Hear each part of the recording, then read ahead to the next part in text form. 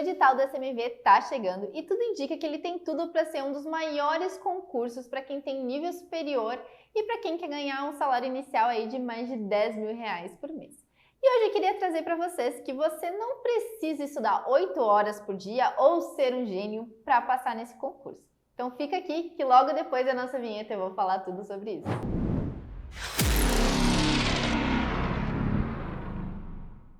Olá pessoal, aqui é a Maria do Concurseiro 01 e hoje eu vim contar um pouco da minha história e das ferramentas que eu utilizei quando eu era assim como vocês, concurseiros. Então, eu fui aluna do C01 antes de ser aprovada, passei aí no concurso de RM2 do SMV em 2020, tive aí a maior nota, do concurso e queria trazer aí para vocês algumas ferramentas que eu utilizei e algumas técnicas. E para isso eu queria falar um pouquinho antes de como que estava a minha vida quando eu decidi fazer o concurso, tá?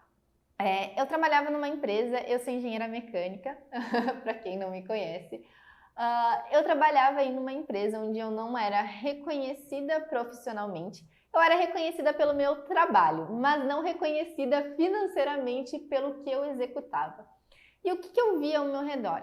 Eu via várias pessoas trabalhando lá como engenheiros, mas que não eram contratados como engenheiros, eram contratados como analistas, como especialistas, que eu sei que não é só na engenharia que acontece, mas assim em diversas áreas, que a gente é contratado como assistente, especialista, analista, enfim, tudo menos, o que a gente se formou para fazer, mas acaba fazendo o trabalho, a função da mesma forma.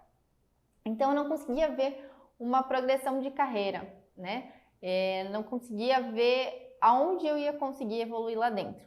E isso acabou me gerando muita ansiedade, porque eu não gostava muito de trabalhar lá.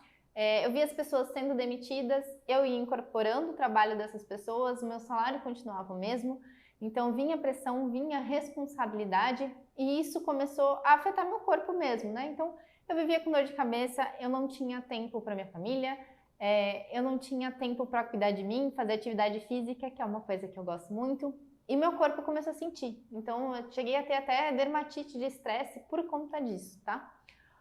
Foi nessa época que eu decidi, então, começar a entrar para o mundo dos concursos e junto eu fui fazer mestrado, tá? Então, quando eu fui fazer a prova da SMV, eu estudava para duas coisas, Eu fazia o meu mestrado e, ao mesmo tempo, eu estudava para a prova.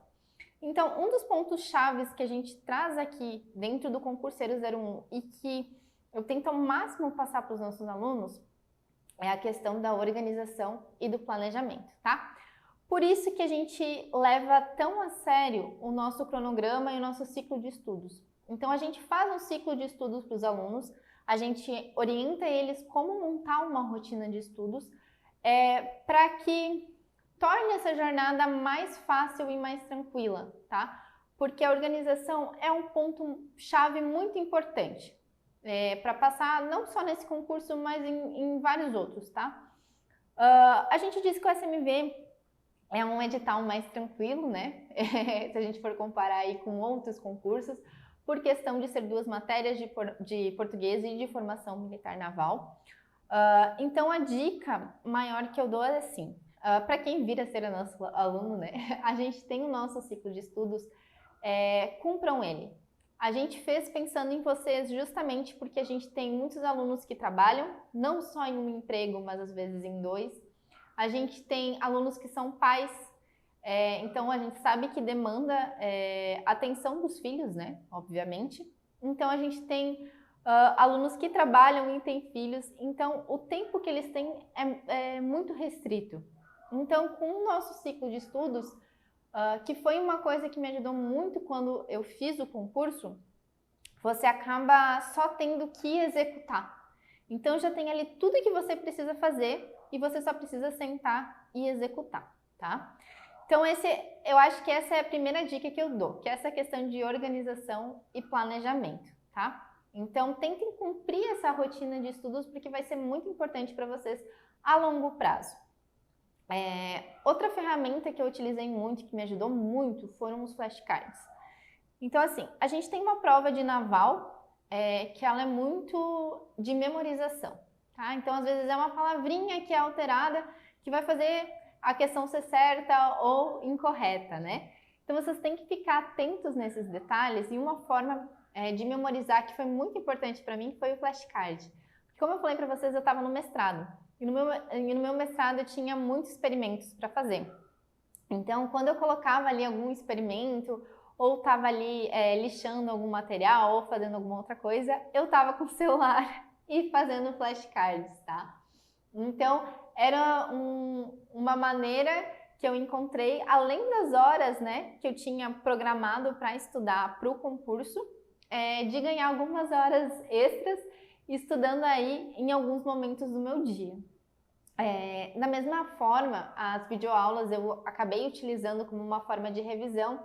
Então, quando eu estava, por exemplo, fazendo a unha, ou eu estava almoçando, né, em vez de ver uma série ou ficar ali no Instagram, eu assistia alguma videoaula, né, que é um estudo aí mais passivo. Então, de alguma forma, eu utilizava aí de revisão para relembrar aí os pontos mais importantes.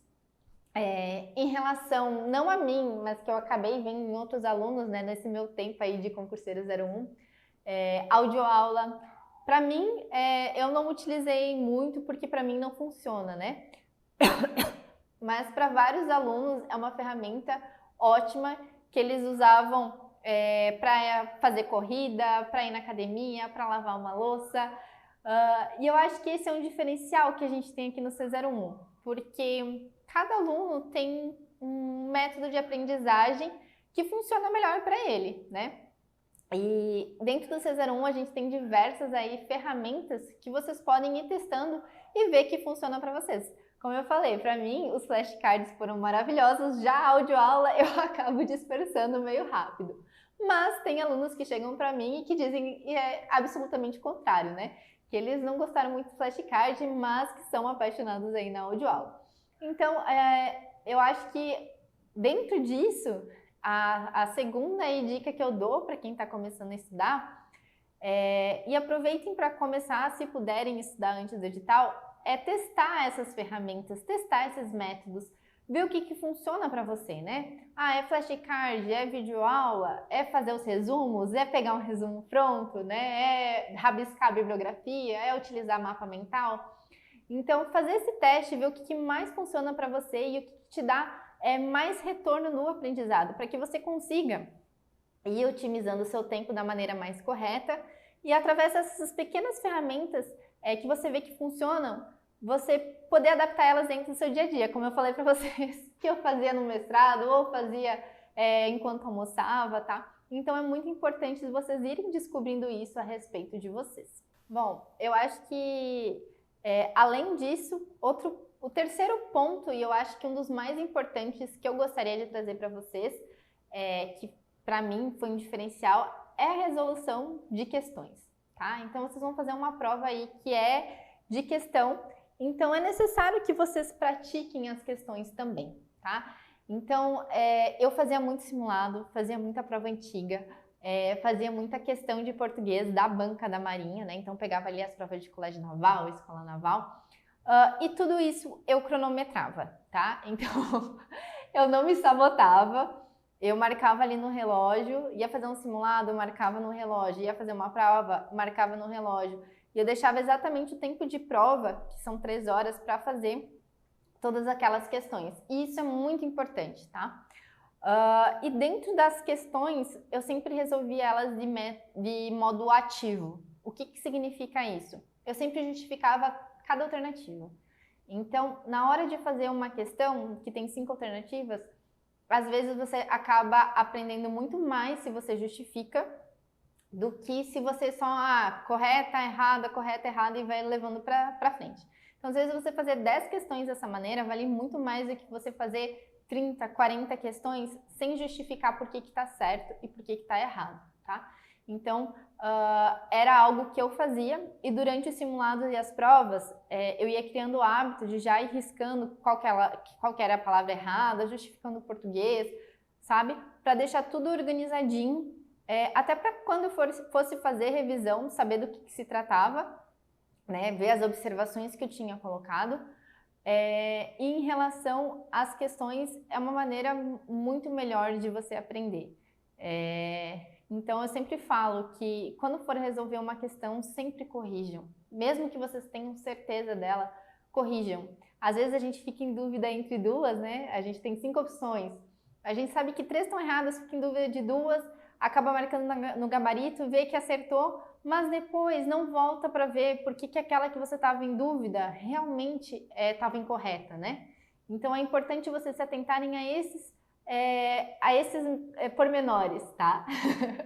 Bom, que nem eu falei no início do vídeo, vocês não precisam de 8 horas para passar nesse concurso. Eu não tinha 8 horas de estudo líquido para estudar, tá?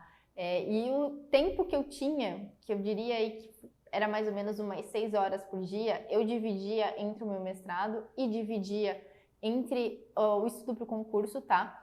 E eu não deixava nenhum falhar, então durante o meu mestrado eu nunca atrasei uma lista, nunca atrasei alguma coisa que eu tinha que entregar para o meu orientador, tá? Em relação a ser um gênio, eu não sou um gênio.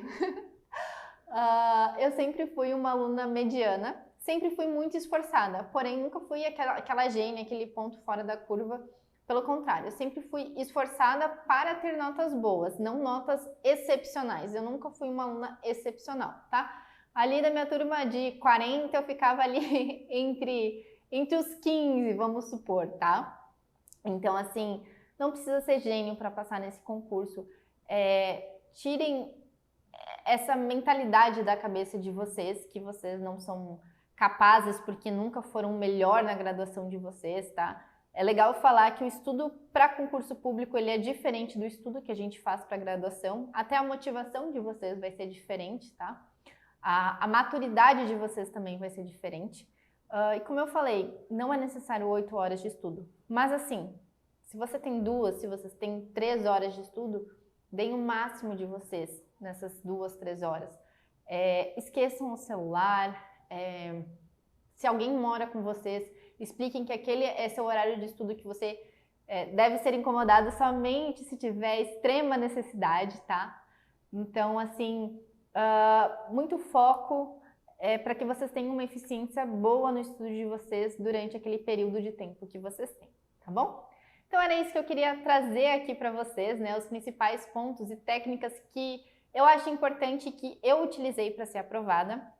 Como eu falei, o edital do CMV tá virando a esquina, tá chegando e você pode começar a se preparar e, como eu falei, começar a se organizar, começar a entender aí a sua rotina de estudo, quais as ferramentas que funcionam para você, tá? Então, quanto antes você fizer isso, melhor.